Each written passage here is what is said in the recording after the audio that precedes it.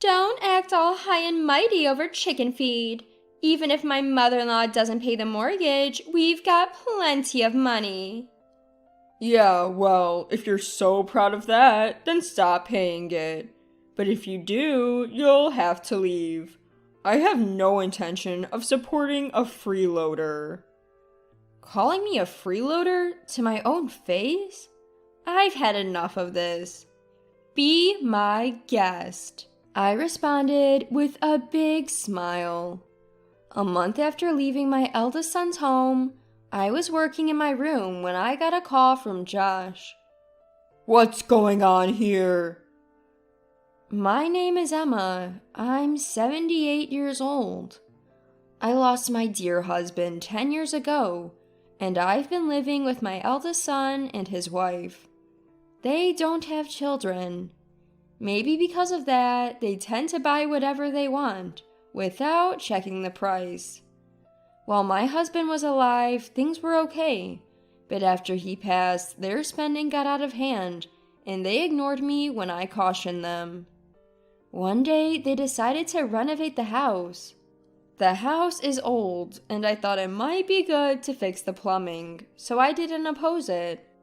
But then they kept adding more and more changes, and before I knew it, they planned a full-scale renovation. They wanted separate bathrooms, kitchens, essentially making it a duplex. I didn't think all that was necessary. Since we moved in, I've never seen Ava cook in the kitchen, and I do all the cleaning, every room, toilet, and bathroom. Even with 2 kitchens, I'd still be the one making meals, and I can't imagine them cleaning the bathrooms or toilets themselves. I shared my thoughts, but Ava insisted they'd handle household chores if we separated. I wondered why go through all this trouble and expense, but once they get an idea, they don't listen. Since I also plan to live here for a long time, I didn't want to hear any regrets about what we should have or could have done, so I agreed to make it a duplex. Now I won't have to listen to mother-in-law nitpicking. Living with parents is really bothersome. This will be less stressful. Even though I was nearby, they happily had that conversation between themselves. Finally, our 2-family home was complete. It felt spacious, especially because it was just me and my 3 children, and my eldest son and his wife who have no kids. Ava, my daughter-in-law, had claimed she'd handle housework and cooking. A week passed and she hadn't lifted a finger. Come mealtime, they'd both stroll downstairs, practically demanding, "Where's the food?" She didn't bother cleaning either. While I was cleaning downstairs, she'd say, "While you're at it, clean upstairs too." During this time, Ava would be online shopping, and I could only assume more deliveries were on the way. Then Josh, my eldest son, chimed in. "Mom, I'll cover the living expenses. You handle the mortgage." The house was in Josh's name, and due to his numerous additions to the home, the mortgage was a whopping $300,000. I write for a living, but covering the mortgage would devour almost all my income. Still, I didn't protest, partly because I had some savings, and also because I lived here too. I've been paying the mortgage, so my eldest son and his wife, Josh and Ava, could start saving a bit. But they just don't get it. All the money Josh makes goes straight to shopping sprees, not a dime saved. Josh works for a reputable company, but when I caution him about his reckless spending, he talks down to me. "Chill out, Mom. Unlike you, I actually make good money. I have more than enough." Ava, on the other hand, is a stay-at-home wife, but she leaves all the housework to me. She doesn't even bother to bring in the laundry. Just the other day, she told me it was raining and that I should bring in the laundry. She didn't lift a finger to help, just went back to her room. When dinner gets delayed, all they say is, "Isn't dinner ready yet?" I'm starving. but offer no help. Honestly, it makes me wonder why we even decided to live as two families under one roof. I cook meals for three in the first floor kitchen, and they eat it in the first floor living room. They even use the first floor bathroom and toilet like it's no big deal. At this rate, the second floor is merely a place for them to sleep. It's such a waste. You know, we renovated this house. You're not using the second floor kitchen, toilet, or bathroom. Ava, you're at home all day.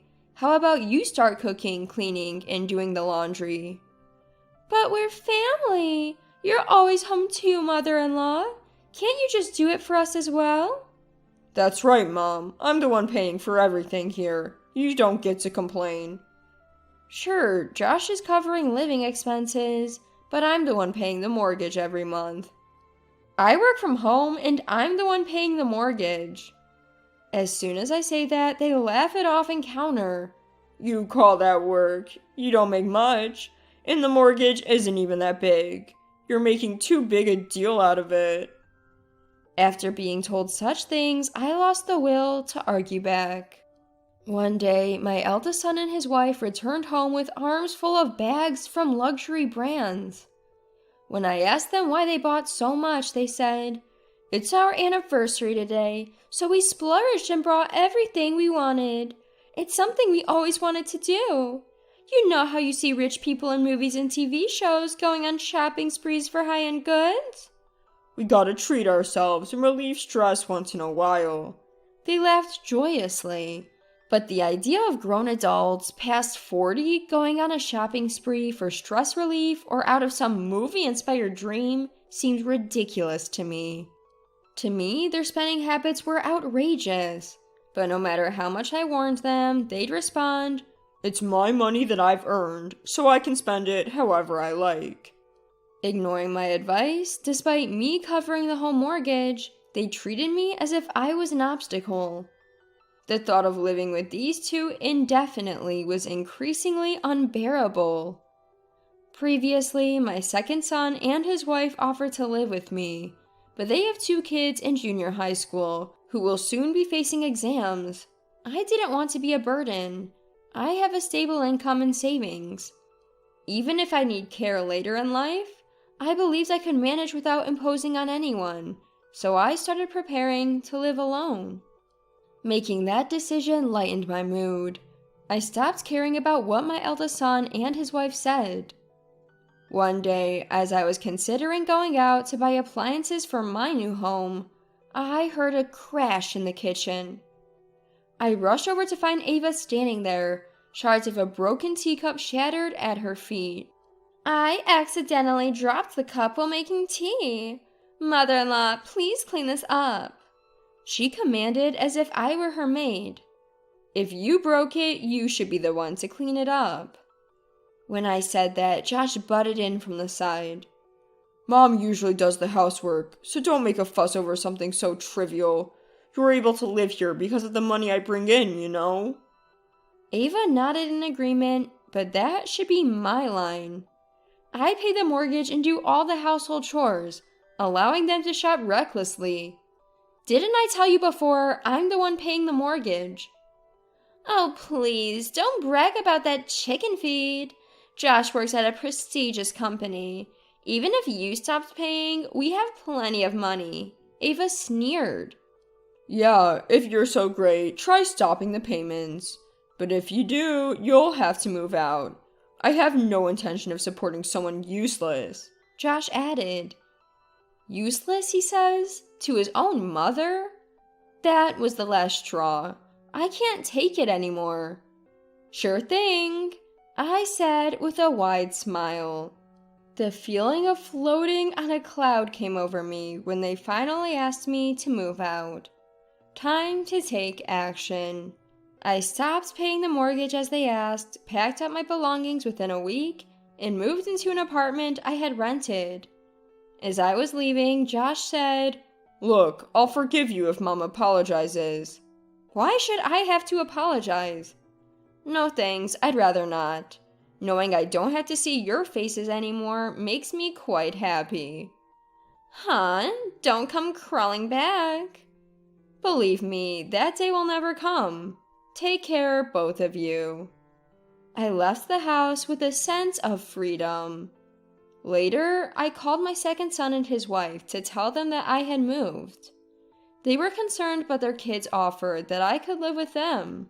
I thanked them, but I already had a new place, and to be honest, I was looking forward to living alone. Writing from home, living just for myself, it was something to look forward to. 1 month after moving out from my eldest son's house, the stress had disappeared and I was thoroughly enjoying my solo life. Then, one day while I was working in my apartment, I got a call from Josh. Hey, what's going on? What do you mean? $2,500 was withdrawn for the mortgage.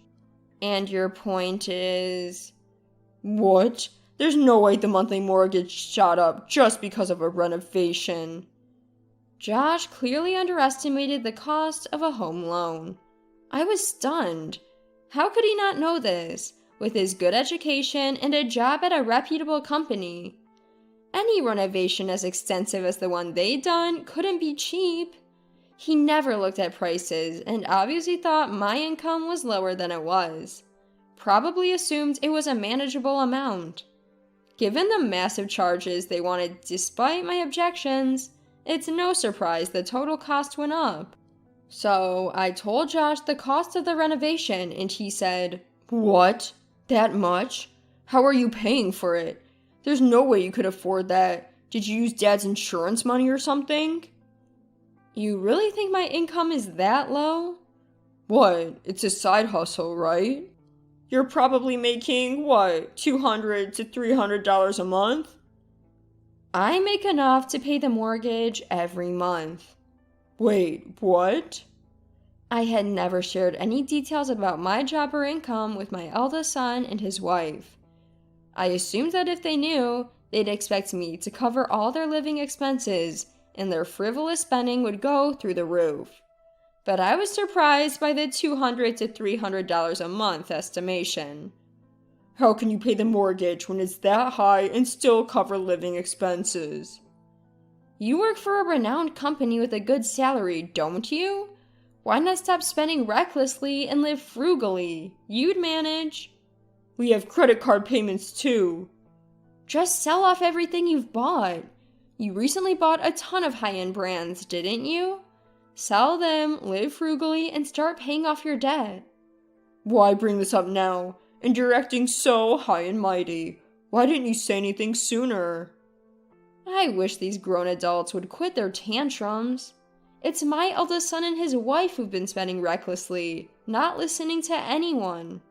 So, where are you living now, Mom? You're staying with my brothers, aren't you? No, actually. I've rented an apartment and am living there by myself. You've prepared for this all along, haven't you? You knew we'd end up like this. You're the ones who said, move out. You also said, stop paying the mortgage. Now you're blaming me? At a loss for words, Josh finally said, let's live together again. After finally getting to live alone and relax, there's no way I'd move back in with you guys. Especially if it means I'd have to cover the mortgage and do all the housework again. No, thank you. Josh didn't have a response when I laid it all out like that.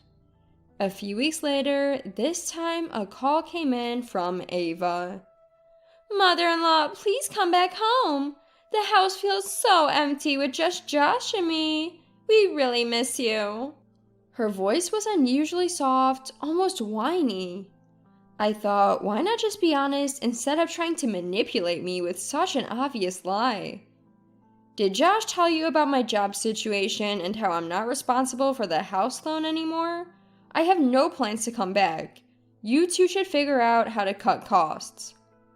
But it's too late for that. We've already maxed out our credit cards.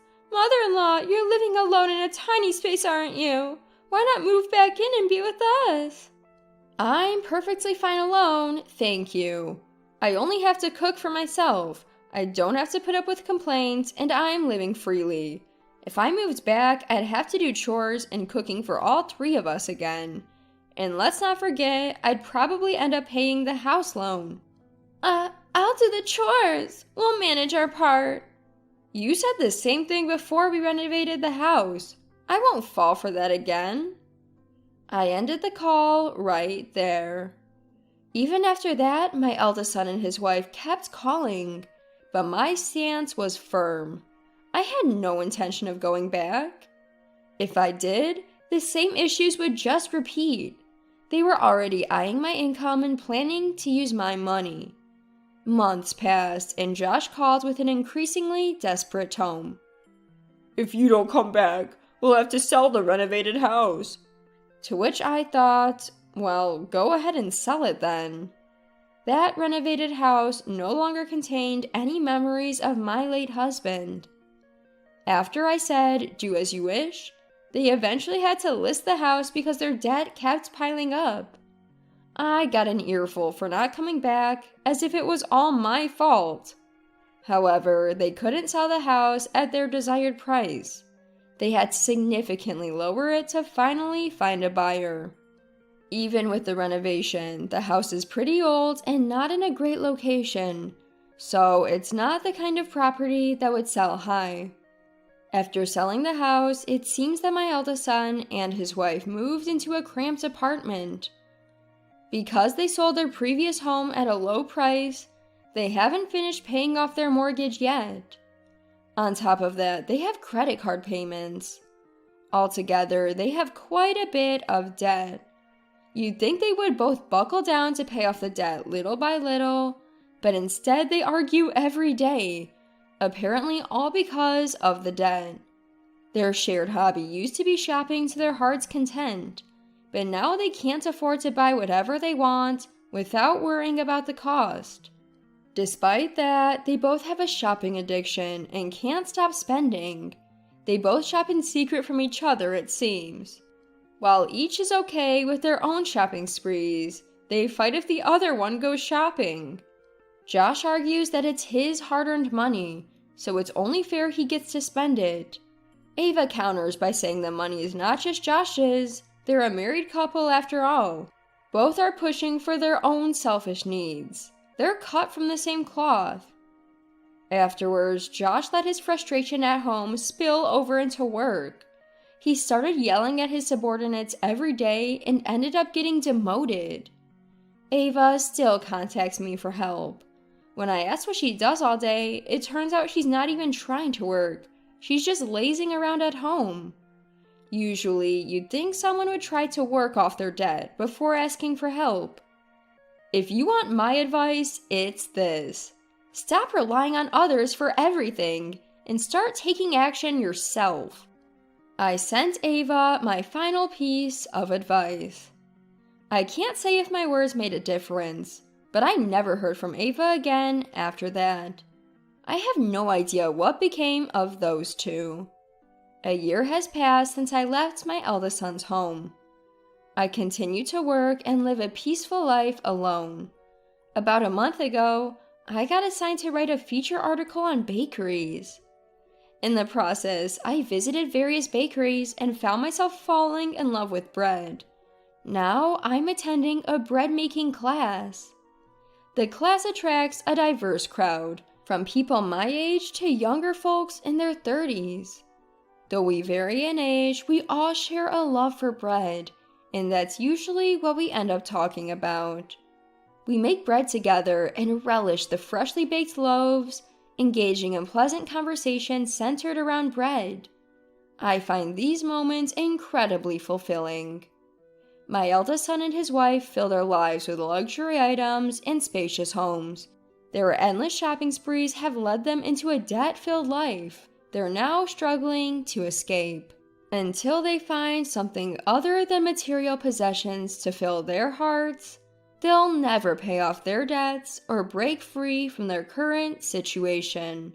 For me, the true happiness lies not in luxury, but in making and enjoying bread with like-minded friends, savoring the mouth-watering aroma of freshly baked loaves.